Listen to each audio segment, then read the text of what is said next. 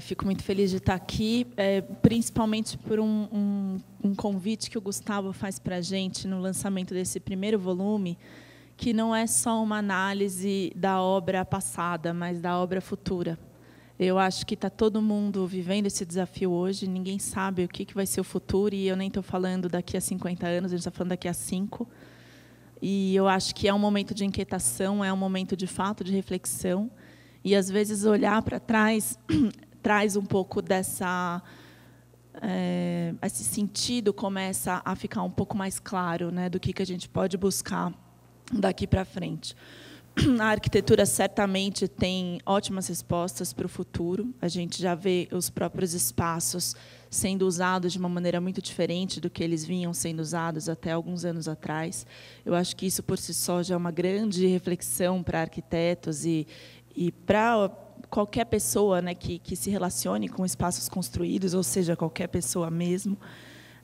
E aí eu acho que disso tudo vem vindo essa busca por entender como é que a gente se relaciona com o mundo, né, tendo a arquitetura como intermediária. E aí, aqui na nossa mesa, a gente vai falar sobre a diversidade cultural em São Paulo, que é um tema bastante específico, né, dentro disso que eu estou falando, mas que tem muito a ver, porque, no final das contas, a gente também se relaciona com essa diversidade cultural, estando aqui em São Paulo, e com a herança que arquitetos de diversas nacionalidades deixaram para a gente. Então, para dar uma ideia um pouco mais precisa do que a gente está falando em diversidade cultural, eu gostaria de ler um trechinho do livro do Raul Justilori, São Paulo nas Alturas. Eu não sei se vocês estão familiarizados com o livro, mas é basicamente um resgate da arquitetura dos anos 50 e 60, aqui em São Paulo, que conta como é que os grandes produtores, as incorporadoras, né, os investidores imobiliários, dialogavam com alguns dos arquitetos mais talentosos em atividade naquele momento. E aí, como essa junção aí foi profícua para deixar de legado os edifícios mais interessantes, alguns deles os mais atuais que a gente tem até hoje na cidade. E aí eu também estou falando do uso, não estou falando só do traço, do desenho, mas do uso, um uso que ainda é muito atual, é muito necessário, é muito demandado. E o Raul conta o seguinte: para os cerca de 150 arquitetos legalmente registrados e nascidos no Brasil, atuantes na cidade no início da década de 50, havia quase igual número de arquitetos e engenheiros recém-chegados da Europa. Ou seja, era meio a meio. E, nessa época, com essa outra questão, né, que os arquitetos eram também meio engenheiros, e, às vezes, nem eram engenheiros formalmente dizendo. E essas pessoas, se não obtinham rapidamente registro profissional, que era o caso da maioria, criavam suas próprias construtoras, contratando profissionais locais apenas para assinarem as obras. Os imigrantes representavam 13% da população da cidade. Em 2015, seriam menos de 2%. Mas aí também tem uma questão da aculturação, eles vêm para cá e eles ficam aqui, e seus filhos nascem aqui, seus netos nascem aqui. Então, não quer dizer que a herança deixou de estar presente, né? A herança ela vai passando de geração para geração, ela vai se espelhando nesses novos espaços construídos, mas ela está presente até hoje. E esse grupo de estrangeiros passou a exercer um grande impacto nas atividades econômicas e no aperfeiçoamento, e tornando a cidade ainda mais cosmopolita. Até o início dos anos 50, apenas 36% da população brasileira, que eram cerca de 18 milhões de pessoas, vivia em cidades. E aqui a gente tem um outro fenômeno que é muito interessante, né? Uma das poucas coisas em que o Brasil se destaca, e eu vou dizer positivamente, porque eu acho isso positivo, em relação a vários países do mundo, especialmente os mais desenvolvidos, como Estados Unidos, é a quantidade de pessoas vivendo em cidades. O fenômeno da urbanização aqui aconteceu muito antes da maioria dos países da Europa, Estados Unidos, Canadá, e aí muito mais a Ásia e a África, que só agora estão passando por esse momento, né? A gente vai ter aí um boom de megacidades, que são cidades com mais de 10 milhões de habitantes, acontecendo nos próximos 10, 20 anos. E a maioria delas vai estar justamente na África e na Ásia, o que traz desafios gigantescos, porque são crescimentos muito rápidos, é muito difícil você abarcar essa população que surge de uma maneira racional, né? Eles vêm atrás de oportunidades de trabalho, oportunidades de ensino, Eu lembro que alguma vez, conversando com estudantes de ensino médio, um deles me perguntou: nossa, mas por que então a gente não proíbe essas pessoas de irem para as cidades? Porque, afinal de contas, assim, a gente mantém alguma ordem. Mas o encantador é que não dá para fazer isso, e a gente não quer fazer isso, né? Porque a cidade é o lugar do encontro, onde as pessoas vêm em busca do que elas acham que existe de mais interessante para se fazer na vida, né? E aí vai acontecer os encontros de relações de amizade, os encontros familiares, amorosos, acadêmicos, profissionais e de produção científica, enfim. Se tiver esse ambiente de troca, é muito difícil você produzir qualquer coisa. Nesse sentido, que eu acho que as cidades realmente são, nas palavras do Edward Glaeser, que é um cientista de Harvard, a grande invenção da humanidade, e hoje em dia elas são mesmo nosso habitat natural. Então, como é que o Brasil, de repente, foi um pouco visionário, foi certamente pioneiro nessa transformação, né, do agrário para o urbano, e abraçou isso de uma maneira muito intensa. Hoje em dia, a gente tem quase 90% da população do Brasil vivendo em cidades. E aí aconteceu o seguinte: então, em 1950, a gente tinha 36% da população brasileira vivendo em cidades. E, ao longo das décadas, essa população quase dobra, e, em 1960, ela chega a 32 milhões de pessoas. As cidades brasileiras ganharam 14 milhões de novos moradores apenas nos anos 50. É um fenômeno muito intenso e muito marcante, né, do que o Brasil vai se tornar daí para frente. E aí eu acho que existe uma coisa interessante, né?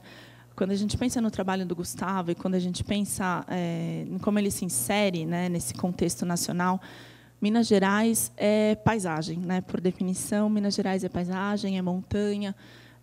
Como é que essa arquitetura vai se relacionar, vai ser a intermediária da nossa relação com a natureza e, ainda assim, conseguir trazer uma marca, né? Ainda assim, se fazer muito potente, né? Sem deixar jamais a paisagem de lado, mas dando uma força, né?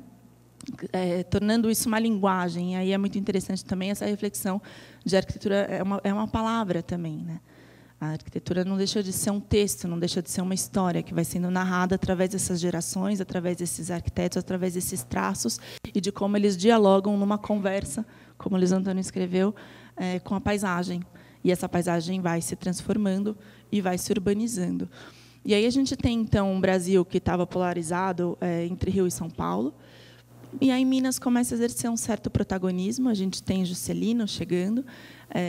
A gente já tem uma mudança anterior, né, com Getúlio Vargas, que é realmente o momento dessa urbanização que eu acabei de mencionar aqui.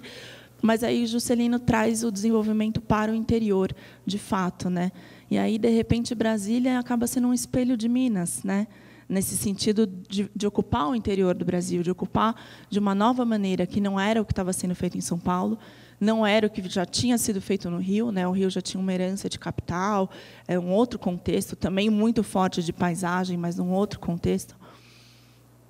E aí Brasília dá aos arquitetos brasileiros a chance de conseguirem esse grande destaque, um destaque internacional.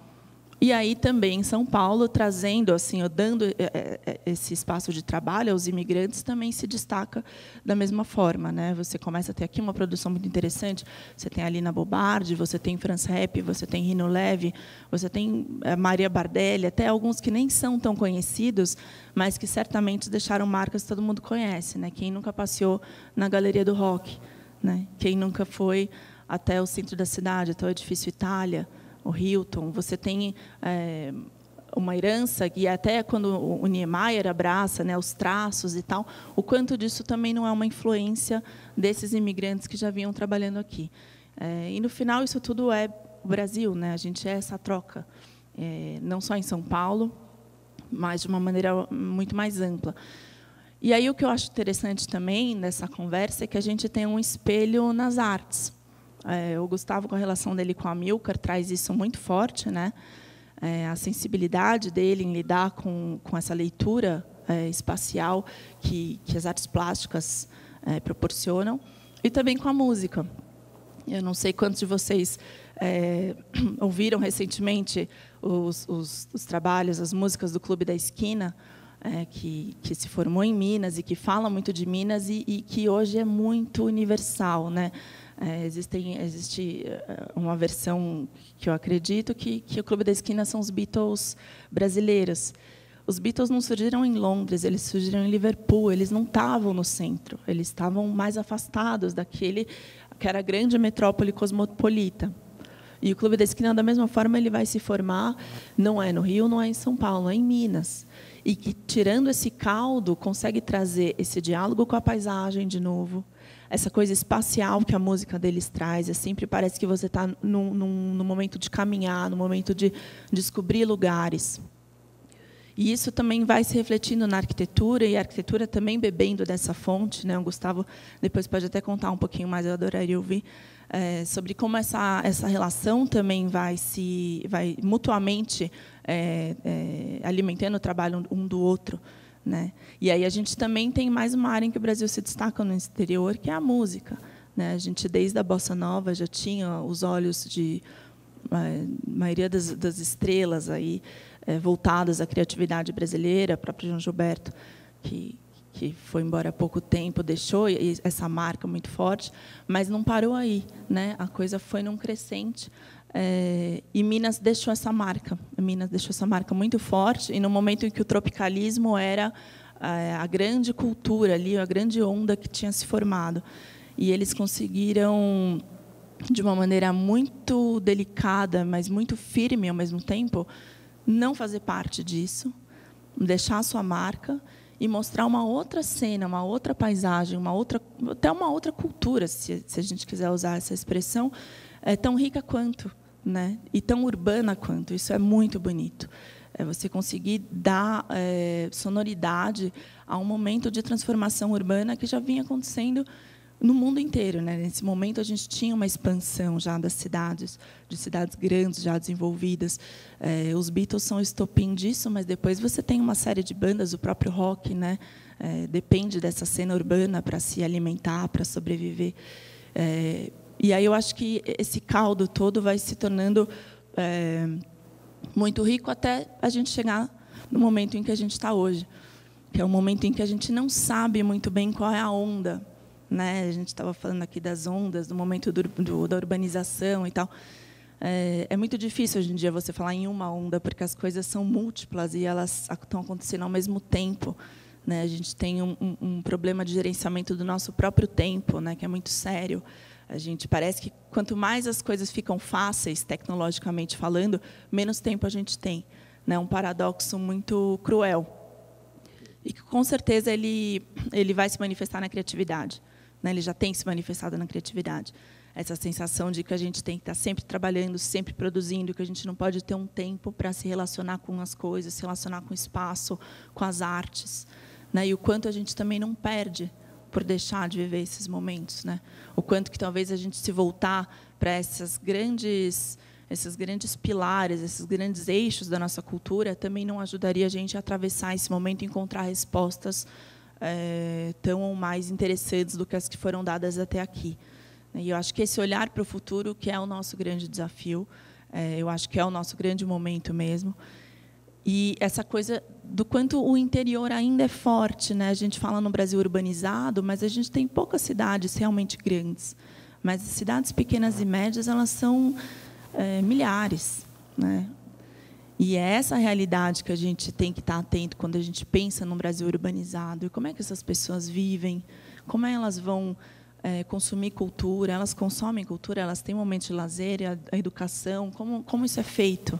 Né? E aí, de novo, eu convido vocês a sair um pouco desse eixo Rio-São Paulo, por mais que hoje aqui a conversa seja sobre São Paulo, mas eu acho que, às vezes, essas respostas podem estar muito mais pulverizadas, né, como é próprio do nosso tempo, nessas pequenas cidades, nessas pequenas paisagens, e na maneira como a gente pode se relacionar com essa natureza, encontrando, de repente, uma nova forma de diálogo, uma nova forma de manifestação. Acho que era isso.